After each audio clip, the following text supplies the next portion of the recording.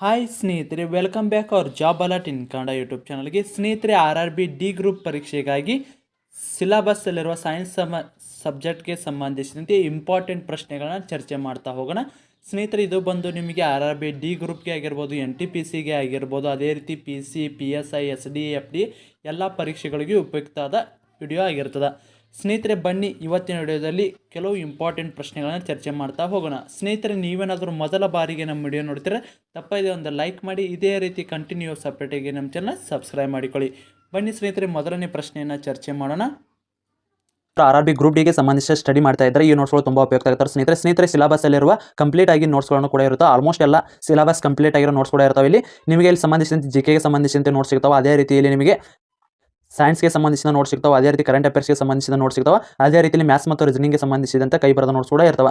ಸ್ನೇಹಿತರೆ, ನೀವು ನೋಟ್ಸ್ ನೋಡ್ಬೋದು, ಈ ರೀತಿ ನೋಟ್ಸ್ ಇರ್ತದೆ. ಪ್ರತಿಯೊಂದು ಇದು ಸೈನ್ಸ್ಗೆ ಸಂಬಂಧಿಸಿದಂತೆ ನೋಟ್ಸ್ ಇರ್ತದೆ. ಇಲ್ಲಿ ನೋಡ್ಬೋದು ಯಾವ ರೀತಿ ಇದೆ, ಎಲ್ಲ ಟಾಪಿಕನ್ನು ಕವರ್ ಮಾಡಿದ ನೋಟ್ಸ್ ಇರ್ತಾವೆ. ಅದೇ ರೀತಿ ಈಗ ಭೌತಶಾಸ್ತ್ರ ಆಗಿರ್ಬೋದು, ಇಲ್ಲಿ ಜೀವಶಾಸ್ತ್ರ ನೋಡಿರ್ಬೋದು. ಅದೇ ರೀತಿ ನಿಮ್ಮದು ರಸಾಯನಶಾಸ್ತ್ರಕ್ಕೆ ಸಂಬಂಧಿಸಿದಂತೆ ಒಟ್ಟು ನೋಟ್ಸ್ಗಳು ಕೂಡ ಸಿಗ್ತಾವೆ. ಕೇವಲ 200 ರೂಪಾಯಿಗಾಗಿ ಈ ನೋಟ್ಸನ್ನು ಕೊಡ್ತಾ ಇದ್ದಾರೆ.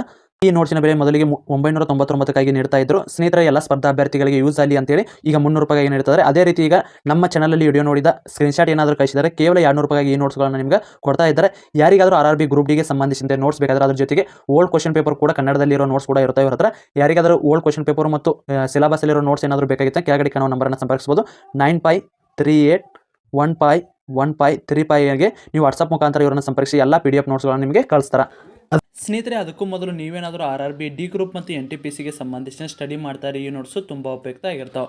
ಹೌದು ಸ್ನೇಹಿತರೆ, ಸಿಲೆಬಸ್ಸಲ್ಲಿರುವ GK ಆಗಿರ್ಬೋದು, ಸೈನ್ಸ್ ಆಗಿರ್ಬೋದು, mathematics, reasoning, old question paper ಮತ್ತು ಎಕ್ಸಾಮ್ ಮುಗಿಯೋರಿಗೆ ಕರೆಂಟ್ ಅಫೇರ್ಸ್ ಸೇರಿಸಿ ಕೇವಲ ನಮ್ಮ ಚಾನಲ್ ವೀಕ್ಷಕರಿಗಾಗಿ ಕೇವಲ 200 ರೂಪಾಯಿಗಾಗಿ ಈ ನೋಟ್ಸನ್ನು ನೀಡಲಾಗ್ತದೆ.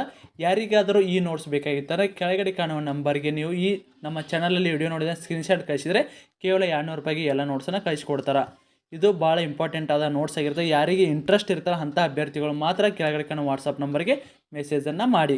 ಬನ್ನಿ ಸ್ನೇಹಿತರೆ, ಮೊದಲನೇ ಪ್ರಶ್ನೆ ನೋಡೋದಾದರೆ ಮೊದಲನೇ ಪ್ರಶ್ನೆ ನೋಡೋಣ. ಟೈಟಾನ್ ಹೆಸರಿನ ಕೃತಕ ಉಪಗ್ರಹ ಯಾವ ಗ್ರಹದ ಸುತ್ತ ತಿರುಗುತ್ತದೆ ಅಂತ ಕೇಳ್ತಾರೆ. ಇಲ್ಲಿ ನಿಮಗೆ ಗೊತ್ತಿರಬೇಕಾಗಿರೋ ವಿಷಯ ಕೃತಕ ಉಪಗ್ರಹ.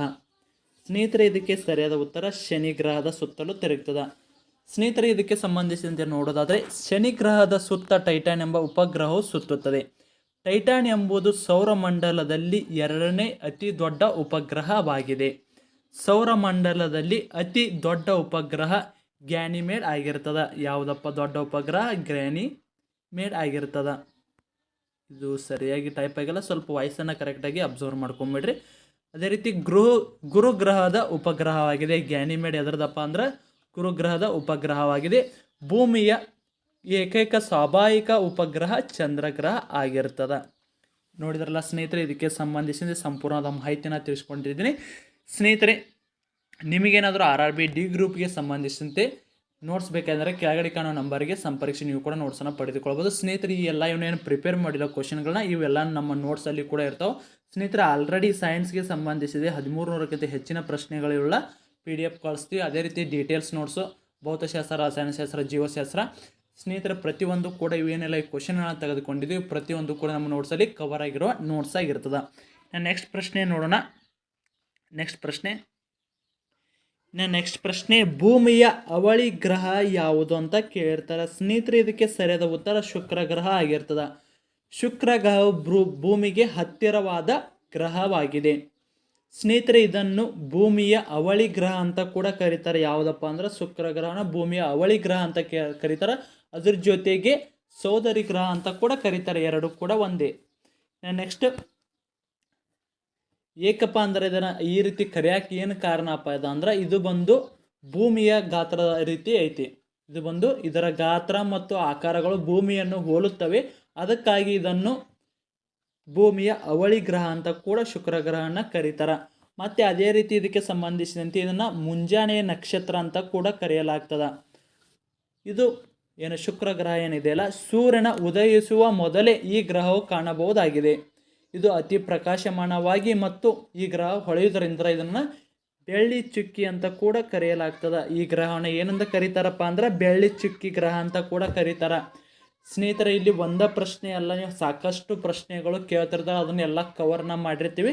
ಆದಷ್ಟು ಸ್ಕಿಪ್ ಮಾಡದೆ ವಿಡಿಯೋನ ಕೊನೆಯವರೆಗೂ ನೋಡ್ರಿ. ನೆಕ್ಸ್ಟ್ ಪ್ರಶ್ನೆ ನೋಡೋದಾದರೆ, ರಕ್ತದ ಗುಂಪನ್ನು ಗುರುತಿಸಿದವರು ಯಾರು? ಫಸ್ಟಿಗೆ ಕಂಡು ಹಿಡಿದವರು ಯಾರಪ್ಪ ಅಂದ್ರೆ ಕಾರ್ಲ್ ಲ್ಯಾಂಡ್ ಸ್ಟೈನರ್ ಆಗಿರ್ತಾರೆ. ಸ್ನೇಹಿತರೆ, ಇವರು ಕಾರ್ಲ್ ಲ್ಯಾಂಡರ್ ಸ್ಟೈನರ್ ಏನಿದ್ದಾರಲ್ಲ, ರಕ್ತದ ಗುಂಪನ್ನು 1901 1901 ಗುರುತಿಸಿದರು. ಇದನ್ನು ಇವ್ರದ ಮೆಚ್ಚಿ ಈ ಕಾರ್ಯಕ್ಕಾಗಿ ಇವರಿಗೆ 1930 ರಕ್ತದ ಗುಂಪು ಕಂಡುಹಿಡಿದಕ್ಕಾಗಿ ವೈದ್ಯಕೀಯ ನೋಬೆಲ್ ಪ್ರಶಸ್ತಿಯನ್ನು ನೀಡಿ ಗೌರವಿಸಲಾಗಿದೆ. ಅದೇ ರೀತಿ ಇದಕ್ಕೆ ಸಂಬಂಧಿಸಿದ ಕಾರ್ಲ್ ಲ್ಯಾಂಡ್ ಸ್ಟೈನರ್ ಮತ್ತು ಅಲೆಕ್ಸಾಂಡರ್ ವೈನರ್ ಅವರು ರಕ್ತದ RH ಗುಂಪನ್ನು ಗುರುತಿಸಿ ಮಾನವರ ರಕ್ತದಲ್ಲಿ 4 ಗುಂಪುಗಳಿವೆ ಅಂತ ತಿಳಿಸಿದರು. ಅವು ಯಾವ್ಯಾವ ಗುಂಪಪ್ಪ ಅಂದರೆ AB ಮತ್ತು O ಇವೆ ಅಂತೇಳಿ ಇವರು ತಿಳಿಸಲಾಗಿದೆ. ಯಾರಪ್ಪ ಅಂದ್ರೆ ಕಾರ್ಲ್ ಲ್ಯಾಂಡ್ ಸ್ಟೈನರ್. ಇಷ್ಟೆಲ್ಲ ಇವರು ಮಾಡಿದ್ದಾರೆ. ಇವರಿಗೆ ನೋಬೆಲ್ ಪ್ರಶಸ್ತಿ ಕೂಡ ಸಿಕ್ಕೈತ್ರಿ. ಇದು ಬಂದು 2030 ಇವರು ರಕ್ತದ ಗುಂಪನ್ನು ಗುರುತಿಸಿದ ಯಾವಾಗಪ್ಪ 1991 ಇದ್ರ ಜೊತೆಗೆ ಅವ್ರು ಏನು ಮಾಡ್ಯಾರಪ್ಪ ಅಂದ್ರೆ AB ಮತ್ತು O ರಕ್ತದ ಗುಂಪುಗಳಿದೆ ಅಂತೇಳಿ ಇವರು ಮತ್ತು ಅಲೆಕ್ಸಾಂಡರ್ ವೈನರ್ ಇಬ್ಬರು ಸೇರಿ ರಕ್ತದ ಗುಂಪುಗಳನ್ನು ಕಂಡುಹಿಡಿದಾರ ಅಥವಾ ಅದಾವಂತ ತಿಳಿಸ್ಯಾರ. ಸ್ನೇಹಿತರೆ, ರಕ್ತದ ವೈಜ್ಞಾನಿಕ ಅಧ್ಯಯನವನ್ನು ಸಿರಾಲಜಿ ಅಂತ ಕೂಡ ಕರೀತಾರೆ. ನೆಕ್ಸ್ಟ್ ಪ್ರಶ್ನೆ ನೋಡೋದಾದರೆ, ಮನುಷ್ಯನ ದೇಹದಲ್ಲಿ ಸರಾಸರಿ ಎಷ್ಟು ರಕ್ತವಿರುತ್ತದೆ ಅಂತ ಕೇಳಿದ್ದಾರೆ. ಇದಕ್ಕೆ ಸರಿಯಾದ ಉತ್ತರ 5 ರಿಂದ 6 ಲೀಟರ್. ನಮ್ಮ ಆರೋಗ್ಯ ಇರೋ ವ್ಯಕ್ತಿ ಮತ್ತು ಆರೋಗ್ಯ ಇರದೇ ಇರೋ ವ್ಯಕ್ತಿ ಅಲ್ಲ, 5 ರಿಂದ 6 ಲೀಟರ್ ರಕ್ತ ಇರತ್ತದ. ಒಬ್ಬ ಆರೋಗ್ಯ ಇರುವ ವ್ಯಕ್ತಿಯಲ್ಲ ಮನುಷ್ಯನ ದೇಹದಲ್ಲಿ ಸರಾಸರಿ 5 ರಿಂದ 6 ಲೀಟರ್ ರಕ್ತ ಇದ್ದೇ ಇರ್ತದೆ ರೀ. pH ಮಾತ್ರ ಇಲ್ಲಿ pH ಮೌಲ್ಯ 7.4 pH ಮೌಲ್ಯ ಇರ್ತದೆ. ಮಾನವನ ದೇಹದ 8% ರಕ್ತ ಇರಬೇಕು ಅಂತ ತಿಳಿಸಲಾಗ್ತದೆ. ಅಂದರೆ ಟೋಟಲ್ ಆಗಿ ಎಷ್ಟು ಇರ್ತಾನಪ್ಪ ಆ ವ್ಯಕ್ತಿಯ 8% ಅವನ ದೇಹದಲ್ಲಿ ರಕ್ತ ಕಡ್ಡಾಯವಾಗಿ ಇರಲೇಬೇಕಂದ್ರೆ ಮಾತ್ರ ಅವನು ವ್ಯಕ್ತಿ ಆರೋಗ್ಯವಾಗಿ ಇರ್ತಾನೆ. ರಕ್ತವು ಒಂದು ಮಾಧ್ಯಮವಾಗಿ ಕಾರ್ಯವನ್ನು ನಿರ್ವಹಿಸ್ತದೆ. ಇದು ರಕ್ತವು ಆಮ್ಲಜನಕವನ್ನು ಶ್ವಾಸಕೋಶದಿಂದ ಹೃದಯದ ಮೂಲಕ ದೇಹದ ವಿವಿಧ ಭಾಗಗಳಿಗೆ ತೆಗೆದುಕೊಂಡು ಹೋಗ್ತದೆ. ಅದೇ ರೀತಿ ದೇಹದ ವಿವಿಧ ಭಾಗಗಳಿಂದ ಇಂಗಾಲದ ಡೈಆಕ್ಸೈಡನ್ನು ರಕ್ತವು ಹೃದಯದ ಮೂಲಕ ಶ್ವಾಸಕೋಶಗಳಿಗೆ ತಲುಪಿಸುವ ಕಾರ್ಯವನ್ನು ರಕ್ತ ಕೂಡ ಇಲ್ಲಿ ಮಾಡ್ತದ. ಅದೇ ರೀತಿ ನೆಕ್ಸ್ಟ್ ಪ್ರಶ್ನೆಯನ್ನು ನೋಡೋಣ. ರೈತನ ಮಿತ್ರ ಎಂದು ಯಾರನ್ನು ಕರೆಯಲಾಗ್ತದ ಅಂತ ಕೇಳ್ತಾರೆ.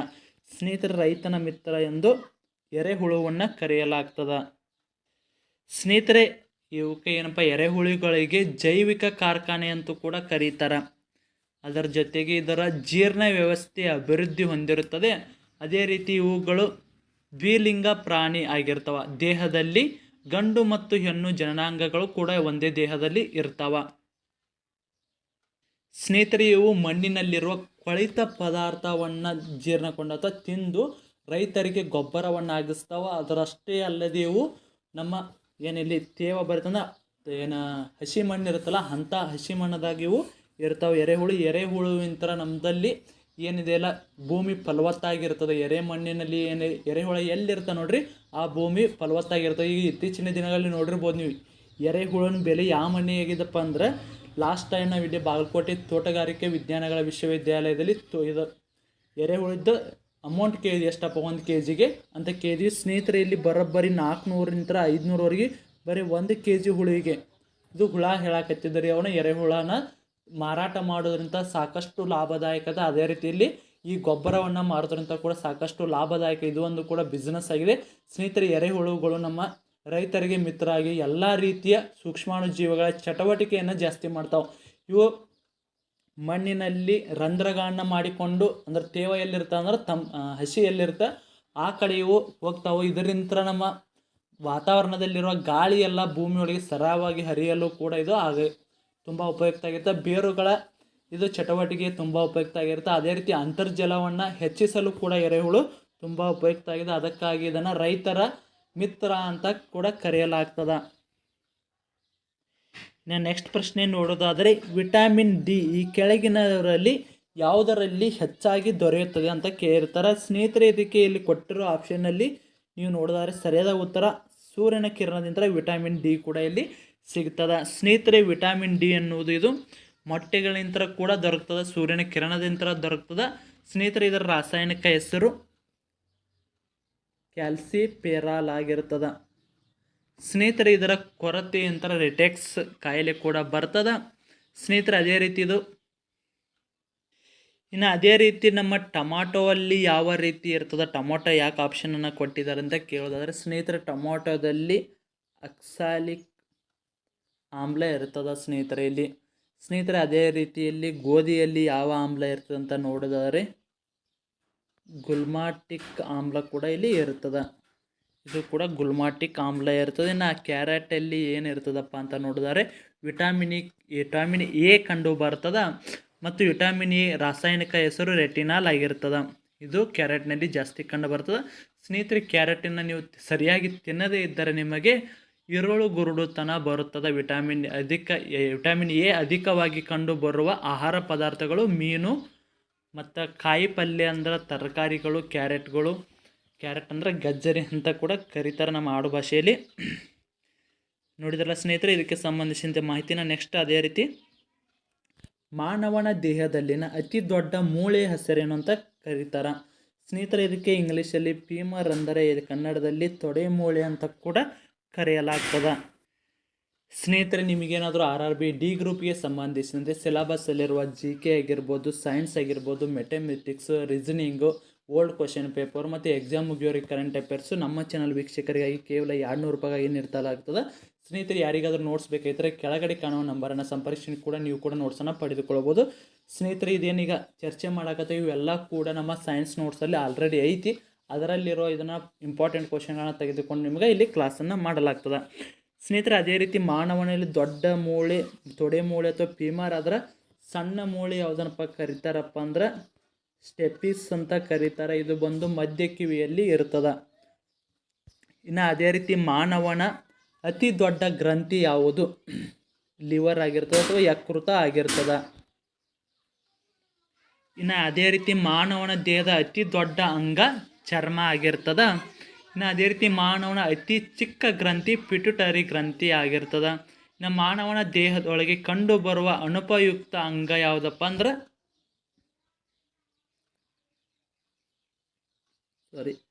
ಅಪೆಂಡಿಕ್ಸ್ ಆಗಿರ್ತದೆ. ಇನ್ನು ಸ್ನೇಹಿತರೆ ಇದಕ್ಕೆ ಸಂಬಂಧಿಸಿದಂತೆ ನೆಕ್ಸ್ಟ್ ಪ್ರಶ್ನೆ ನೋಡೋಣ. 8ನೇ ಪ್ರಶ್ನೆ, ಕಾಲುಬಾಯಿ ರೋಗ ಯಾವ ಪ್ರಾಣಿಗಳಲ್ಲಿ ಕಂಡು ಬರ್ತದೆ ಅಂತ ಕೇಳ್ತಾರೆ. ಸ್ನೇಹಿತರೆ ಎತ್ತು, ಕುರಿ ಅಥವಾ ಹಸು ಇವುಗಳಲ್ಲಿ ಕೂಡ ಇದು ಕಂಡು ಬರ್ತದೆ. ಸ್ನೇಹಿತರೆ ಇದು ಬಂದು ಕಾಕಾಕ್ಷಿ ಎ ಎಂಬ ವೈರಸ್ನಿಂದ ಬರ್ತದೆ. ಸ್ನೇಹಿತರೆ ವೈರಸ್ಗಳು ಸೀಳು ಪಾದದ ಗೊರಸು ಪ್ರಾಣಿಗಳಿಗೆ ಮಣ್ಣಿನಿಂದ ಗೊರಸಿನ ಮಧ್ಯದಲ್ಲಿ ಸೇರುವ ಮೂಲಕ ಹರಡುತ್ತವೆ. ಸ್ನೇಹಿತರೆ ಈ ರೋಗ ಪೀಡಿತ ಪ್ರಾಣಿಗೆ ನಾಲಿಗೆ ಮೇಲೆ ಗುಳ್ಳೆಗಳಾಗಿ ಹುಲ್ಲು ತಿನ್ನದೆ ಜೊಲ್ಲು ಸೋರುತ್ತದೆ. ಅದು ಯಾವುದೇ ಆಗಿರಲಿ, ಹಸು ಆಗಿರಲಿ, ಕುರಿ ಆಗಿರಲಿ ಅಥವಾ ಎತ್ತಾಗಿರಲಿ, ಇಲ್ಲಿ ಜೊಲ್ಲುಗಳು ಸೇರ್ತಾವೆ. ಅಲ್ಲಿ ನಿಮ್ಮ ನಾಲಿಗೆ ಮೇಲೆ, ಎತ್ತಿನ ನಾಲಿಗೆ ಮೇಲೆ ಆಗಲಿ, ಎಮ್ಮೆ ಅಥವಾ ಯಾವುದೇ ಒಂದು ಪ್ರಾಣಿ ಮೇಲೆ ಅಂತ ತಿಳ್ಕೊರಿಲಿ, ಆ ರೀತಿ ಗುಳ್ಳೆಗಳಾದಾಗ ಅದರ ಮೇಲೆ ಜೊಲ್ಲು ಸೋರ್ತದ. ಸ್ನೇಹಿತರೆ ಇದಕ್ಕೆ ಕಾಲ ಕಳೆದ ಹಾಗೆ ಇಲ್ಲಿ ಪ್ರಾಣಿಗಳಿಗೆ ಸಾವು ಕೂಡ ಸಂಭವಿಸುವಂಥ ರೋಗ ಇದಾಗಿರ್ತದೆ. ಇದಕ್ಕೆ ಯಾವುದೇ ರೀತಿಯ ಲಸಿಕೆ ಕೂಡ ಇರುವುದಿಲ್ಲ, ಕೇವಲ ಟೆಂಪ್ರವರಿ ಅಂತ ನೀಡ್ತಾರೆ. ಅದೇ ರೀತಿ ಬರುವಕ್ಕಿಂತ ಮೊದಲು ಲಸಿಕೆಯನ್ನು ನೀಡ್ತಾರೆ. ಈಗ ಆಲ್ರೆಡಿ ಈಗ ಬಂದು ಹೋಗಿದೆ ಕಾಲುಬಾಯಿ ರೋಗ. ಪ್ರತಿ ವರ್ಷ ಕೂಡ ಇದಕ್ಕೆ ಸಂಬಂಧಿಸಿದಂತೆ ಚಿಕಿತ್ಸೆಯನ್ನು ನೀಡಲು ಅಥವಾ ಇದಕ್ಕೆ ಮುನ್ನೆಚ್ಚರಿಕೆ ಕ್ರಮವಾಗಿ ಲಸಿಕೆಯನ್ನು ಕೂಡ ನಮ್ಮ ಪ್ರತಿ ರೈತರು ಕೂಡ ನೀಡ್ತಾರೆ. ಇನ್ನು ನೆಕ್ಸ್ಟ್ ಪ್ರಶ್ನೆ ನೋಡೋದಾದರೆ, ಸೌರವ್ಯೂಹದಲ್ಲಿ ಅತಿ ಚಿಕ್ಕ ಗ್ರಹ ಯಾವುದು ಅಂದ್ರೆ ಸಣ್ಣ ಗ್ರಹ ಯಾವುದು? ನಾನು ಆಲ್ರೆಡಿ ಇದಕ್ಕೆ ಸಂಬಂಧಿಸಿದಂತೆ ಡೀಟೇಲ್ ಆಗಿ ಹೇಳಿದ್ದೀನಿ, ಆದರೂ ಕೂಡ ಇನ್ನೊಂದು ಸಾರಿ ತಿಳ್ಕೊಳ್ರಿ. ಸ್ನೇಹಿತರೆ ಬುಧ ಗ್ರಹ ಚಿಕ್ಕ ಗ್ರಹ ಆಗಿರ್ತದೆ. ಸ್ನೇಹಿತರೆ ಇದು ಬುಧ ಗ್ರಹ ಬಂದು ಸೂರ್ಯನಿಗೆ ಹತ್ತಿರವಾದ ಗ್ರಹ ಆಗಿದೆ. ಅದ್ರ ಜೊತೆಗೆ ಇದಕ್ಕೆ ಯಾವುದೇ ರೀತಿಯ ಉಪಗ್ರಹಗಳು ಇಲ್ಲ. ನಮ್ಮ ಭೂಮಿಗೆ ಯಾವ ರೀತಿ ಚಂದ್ರ ಉಪಗ್ರಹ ಇದೆ ಅನ್ನೋದ್ರೆ ನೈಸರ್ಗಿಕ ಉಪಗ್ರಹ, ಆ ರೀತಿಯಲ್ಲಿ ಯಾವುದೇ ರೀತಿಯ ಬುಧ ಗ್ರಹಕ್ಕೆ ಉಪಗ್ರಹ ಇಲ್ಲ. ಅಂದರೆ ಏನು ಇದು ಬುಧ ಗ್ರಹದ ಕಕ್ಷೆಯಲ್ಲಿ ಸುತ್ತುವಂತಹ ಗ್ರಹ ಇಲ್ಲ. ಅಂದರೆ ಬುಧ ಗ್ರಹವನ್ನು ಅದ್ರ ಸುತ್ತ ಈಗ ನಮ್ಮ ಭೂಮಿ, ಬುಧ ಗ್ರಹ, ಶನಿ ಗ್ರಹ, ಯುರೇನಸ್ ಇವು ಏನಿದಾವಲ್ಲ 8 ಗ್ರಹಗಳು, ಇವು ಯಾವ ರೀತಿ ಸೂರ್ಯನ ಸುತ್ತಲ ಸುತ್ತವಲ್ಲ ಅದೇ ರೀತಿ ಬುಧ ಗ್ರಹದ ಸುತ್ತಲೂ ಸುತ್ತುವ ಉಪಗ್ರಹಗಳು ಯಾವುದೂ ಇಲ್ಲ. ತಿಳಿತಲ್ಲ. ನಾ ಆಲ್ರೆಡಿ ಶುಕ್ರ ಗ್ರಹ ಮತ್ತು ನಮ್ಮ ಭೂಮಿ ಗ್ರಹಗಳು ಎರಡು ಸೋದರಿ ಗ್ರಹ ಅಥವಾ ಅವಳಿ ಗ್ರಹ ಅಂತ ತಿಳ್ಕೊಂಡಿವಿ. ಅದನ್ನೇನಿಲ್ಲಿ ಚರ್ಚೆ ಮಾಡೋದು ಕೂಡ ಅವಶ್ಯಕತೆ ಇಲ್ಲ. ಇನ್ನು ಮಂಗಳ ಗ್ರಹ ಕೆಂಪು ಗ್ರಹ, ಕಿತ್ತಳೆ ಗ್ರಹ, ಅಂಗಾರಕ ಮತ್ತು ಕುಜ ಗ್ರಹ ಎಂದು ಕೂಡ ಕರೀತಾರೆ. ಸ್ನೇಹಿತರೆ, ಮಂಗಳ ಗ್ರಹದಲ್ಲಿ ಇದನ್ನು ಈ ರೀತಿ ಕರೆಯೋಕೆ ಏನು ಕಾರಣಪ್ಪ ಅಂದ್ರೆ ಕಬ್ಬಿಣದ ಆಕ್ಸೈಡ್ಗಳನ್ನು ಹೊಂದಿರುತ್ತದೆ. ಮಂಗಳ ಗ್ರಹಕ್ಕೆ ಫೋಬಸ್ ಮತ್ತು ಡಿಮೋಸ್ ಎಂಬ 2 ಉಪಗ್ರಹಗಳು ಇರ್ತಾವೆ. ಸ್ನೇಹಿತರೆ, ನೀವು ಆಲ್ರೆಡಿ ಇದು ಕೆಂಪು ಗ್ರಹ ಅನ್ನೋಕೆ ಇಲ್ಲಿ ಏನಿದಿರ್ತಪ್ಪ ಅಂದ್ರೆ ಇಲ್ಲಿ ಕಬ್ಬಿಣ ಆಕ್ಸೈಡ್ಗಳು ಎಲ್ಲಿ ಕೆಂಪು ಮಣ್ಣು ಇರ್ತಾವೆ ಅಲ್ಲಿ ಜಾಸ್ತಿ ಕೂಡ ಇರ್ತದೆ. ಅದಕ್ಕಾಗಿ ಇದನ್ನು ಈ ರೀತಿ ಅಂತ ಕರೀತಾರೆ. ಇನ್ನು ಅದೇ ರೀತಿ ಯುರೇನಸ್ ಅಂತ ನೋಡ್ಕೋದಾದ್ರೆ ಯುರೇನಸ್ ಕೂಡ ನಮ್ಮದು ಸೌರವ್ಯೂಹದ 3ನೇ ದೊಡ್ಡ ಗ್ರಹ. ಇದು ಗಡಿಯಾರದ ದಿಕ್ಕಿನಂತೆ ಸೂರ್ಯನ ಸುತ್ತ ಸುತ್ತುತ್ತದೆ. ಇದರ ಪ್ರಮುಖ ಉಪಗ್ರಹ ಅಂದರೆ ಟೈಟಾನಿಯಾ ಆಗಿರ್ತದೆ. ನೆಕ್ಸ್ಟ್ ಅದೇ ರೀತಿ ನೆಪ್ಚೂನ್ ಕೂಡ ನೋಡೋಣ. ನೆಪ್ಚೂನ್ ಸೌರ ಗ್ರಹದ ಅತ್ಯಂತ ದೂರದ ಗ್ರಹ, ಅತ್ಯಂತ ಶೀತ ಗ್ರಹ ಮತ್ತು ಅತಿ ಹೆಚ್ಚು ಪರಿಭ್ರಮಣೆ ಅವಧಿಯನ್ನು ಹೊಂದಿದ ಗ್ರಹವಾಗಿದೆ. ಅದೇ ರೀತಿ ಟ್ರೈಟಾನ್ ಮತ್ತು ನೆರೈಡ್ ಇದನ್ನು ಉಪಗ್ರಹಗಳು ಆಗಿರ್ತವೆ. ಇನ್ನು ನೆಕ್ಸ್ಟ್ ಪ್ರಶ್ನೆ ನೋಡೋದಾದರೆ, ಇನ್ನು ರೋಗಗಳ ಬಗ್ಗೆ ಅಧ್ಯಯನ ಮಾಡೋದನ್ನು ಏನೆಂದು ಕರೀತಾರಂತ ಕೇಳ್ತಾರೆ. ಸ್ನೇಹಿತರೆ, ಇದಕ್ಕೆ ಸಂಬಂಧಿಸಿದಂತೆ ಸರಿಯಾದ ಉತ್ತರ ಪೆಥಾಲಜಿ ಅಂತ ಕೂಡ ಕರೀತಾರೆ. ಸ್ನೇಹಿತರೆ, ರೋಗಗಳ ಬಗ್ಗೆ ಅಧ್ಯಯನ ಮಾಡೋದು ಪೆಥಾಲಜಿ ಆಗಿದ್ರೆ ಸ್ನೇಹಿತರೆ ಇದರನ್ನ ಈ ತಜ್ಞರನ್ನ ಏನಂತ ಕರೀತಾರಪ್ಪ, ಪೆಥಾಲಜಿಸ್ಟ್ ಅಂತ ಕೂಡ ಕರೀತಾರೆ. ಸ್ನೇಹಿತರೆ, ಅದೇ ರೀತಿ ನೆಪ್ರಾಲಜಿ ಎಂದರೆ ಎಂಬುದು ಮೂತ್ರಪಿಂಡಗಳ ಬಗ್ಗೆ ಅಥವಾ ಕಿಡ್ನಿಗಳ ಬಗ್ಗೆ ಅಧ್ಯಯನ ಮಾಡೋದನ್ನು ನೆಪ್ರಾಲಜಿ ಅಂತ ಕೂಡ ಕರೀತಾರೆ ಅಥವಾ ಯೂರಾಲಜಿ ಅಂತ ಕೂಡ ಕರೀತಾರೆ. ಸ್ನೇಹಿತರೆ, ರಕ್ತದ ರೋಗಗಳ ಬಗ್ಗೆ ಅಧ್ಯಯನ ಮಾಡೋದನ್ನು ಹೆಮಟಾಲಜಿ ಅಂತ ಕರೀತಾರೆ. ಕ್ಯಾನ್ಸರ್ ಬಗ್ಗೆ ಅಧ್ಯಯನ ಮಾಡಿದ್ರೆ ಅಂಕಾಲಜಿ. ಅದೇ ರೀತಿ ಇಲ್ಲಿ ಶಿಲೀಂಧ್ರಗಳ ಬಗ್ಗೆ ಅಧ್ಯಯನ ಮಾಡೋದನ್ನು ಮೈಕಾಲಜಿ ಅಂತ ಕರೀತಾರೆ.